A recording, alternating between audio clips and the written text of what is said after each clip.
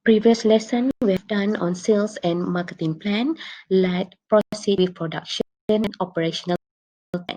Production or operational plan is defined as the production planning of a product and service according to the quantity, quality, specification, and time specified by the customer at lower cost possible.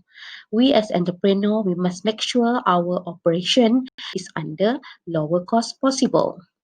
And operational activity include business input, transformation process, and output. As you can see on the diagram, they have business input, transformation process, and output.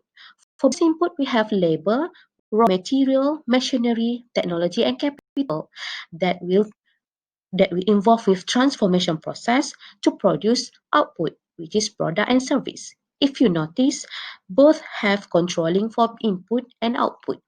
Why we must control our business input and output? Because to avoid wastage for raw material, for example. Or why we must control output?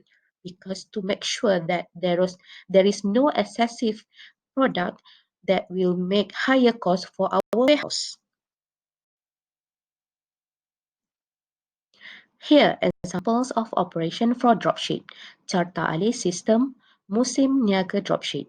There are 5 steps. Step 1, if you look at on the diagram, you as a dropshipper will promote your business online. Next, step 2, buyer will buy your product on your online shop. Step 3, buyer will pay to you according to the selling price. Step 4, you as a dropshipper will pay the cost price to your supplier. And then step 5, supplier will send the product to the buyer. This is how an operational plan for dropship. Last, financial plan. Financial plan is defined as a plan that shows short and long-term financial requirement in order to start a new business or project. It is also show how the requirements are going to be financed either to using internal or external resources. Examples of internal resources such as your saving, your cash, and also your personal asset. And external resources is application loan from financial institution. For financial plan should also include the projections of the financial requirement such as cash flow, profit and loss, and balance sheet. It should include some financial analysis in order to determine the viability of the proposed business or project. Why financial plan is very important under business plan?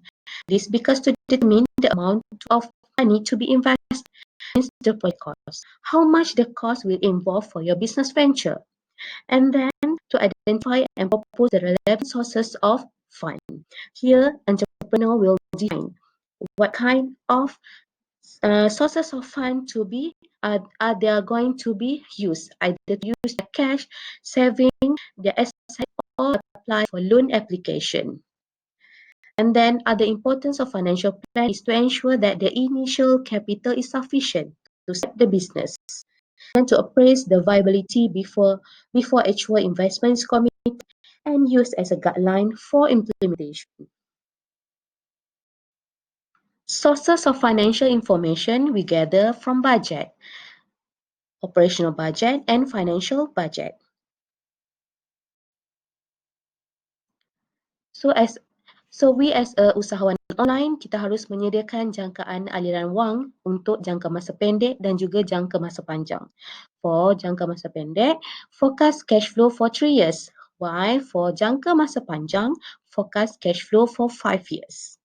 Financial budget components such as pengiraan kos bahan dan jualan kasar, kos operasi bulanan, tahap untuk balik modal break even, and also ramalan aliran tunai forecast cash flow.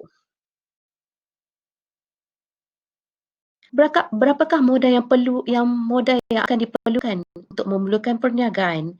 Kita tengok dari segi capital expenditure, modal permulaan working paper dipecahkan kepada cost of goods sold iaitu kos bahan mentah, commission for example dan juga kos penghantaran, dan juga operational expenditure, kos operasi bulanan, sewa, salary, kos logistik, kos promosi. So objektif adalah untuk mengenal pasti kos keseluruhan. We have done chapter 3, business plan. Thank you.